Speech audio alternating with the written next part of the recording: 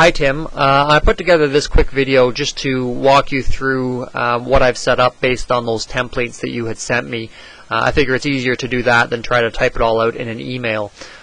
So basically on your account what I've set up are the three things that settlement advisors will need based on the information we've talked about so far. They'll need to input a client and capture sort of basic name, address, phone number kind of stuff. They'll need a place to record the services they're providing to those clients.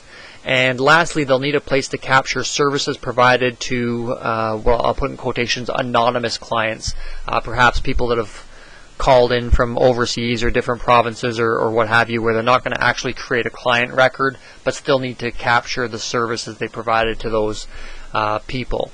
So I'm going to walk you through those three things, and then you can log in and take a look for yourself, or when you're done, just take a look for yourself at all these different forms that we've got set up, and then maybe we can connect and talk about the changes that need to be made to them. So first I'm going to show you the registration form, and to be able to get to a registration form, you can just click on Clients up at the top, and then just click the Search button underneath the Search by Client option. And it'll find one client, it'll find me, but what I want you to click on is the link, the button down here at the bottom that says Add New Client. So here's what it's set up to collect when they're registering a client for the first time. So the date the client is registering, the client number, which would be the barcode number if they're handing out the swipe cards, and if not, the system will just assign a number to them. The last name, the first name, the address, the city, the province or the postal code, phone number, alternate phone number, email address, gender, the language spoken at home, how many years that individual's been in Canada and how many years in Saskatchewan. I put in these categories for these two. We can change them. We can make it a box people just type into. As a general rule of thumb, if people can pick something from a list, input is faster than if they're typing something in. So if you do have typical categories you want to capture for those, that works a little bit better. Immigration status. And on the spreadsheet that you had sent, these two, permanent resident and temporary resident, it seemed to indicate there should be drop-down lists to select, I guess, subcategories of those, but I couldn't find it anywhere in the spreadsheets. But if you send me what the options for those are, obviously we can get those added in. If you participated in an overseas orientation, where, and all the options that you had sent me. This wasn't on your form, but everyone seems to ask it, so I threw it on. I can easily take it off, but country of origin, and then was a release form signed, yes or no, and then a save button. So that's the information the registration form is set up to collect right now. It's pretty simple and pretty straightforward. I think I can't imagine there being too many problems with that, but again, if there's stuff to add or take away, we can do that as well. So that's the registration side of things. The second thing is capturing services that they provide to people who have a client record, and to do that, what they do is search for the client that they provided the services to, so a little bit of my last name, a little bit of my first name, and then click search, and it'll find me.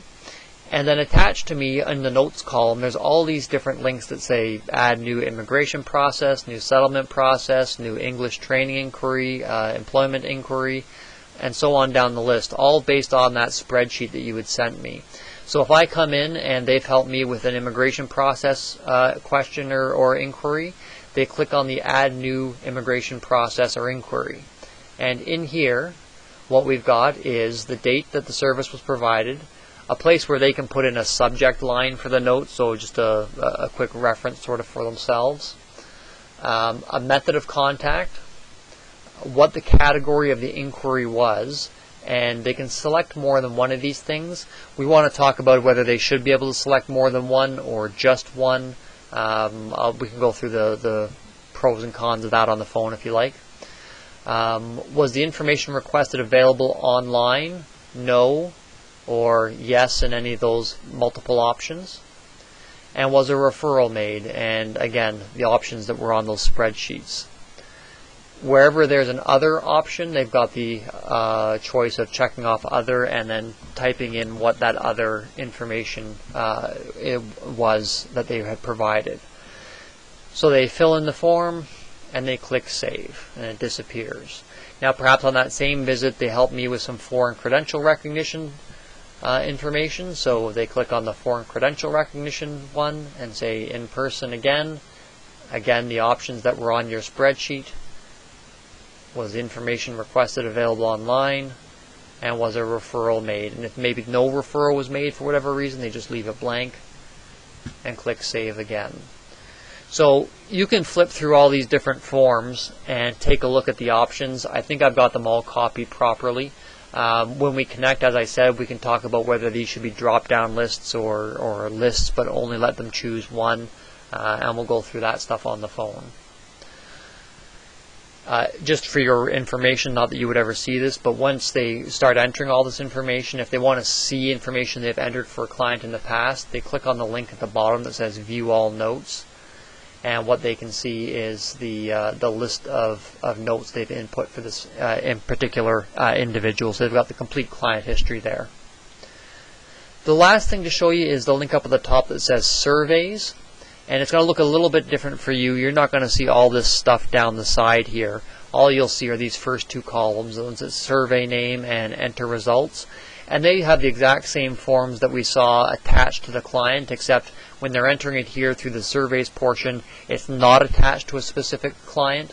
It's not attached to anybody, so it's sort of anonymous, right?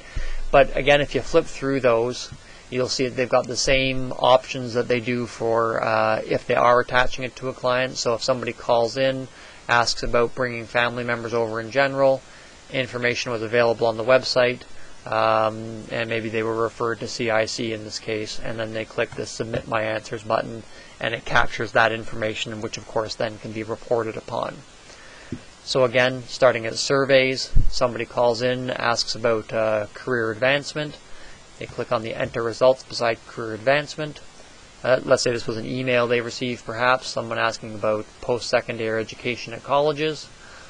Maybe there was no information available on the website, but they referred them to, prior learning assessment at a university, and submit save again. So anyways, you can flip through those as well, but when they're inputting it through this surveys link, it's not attached to a client record.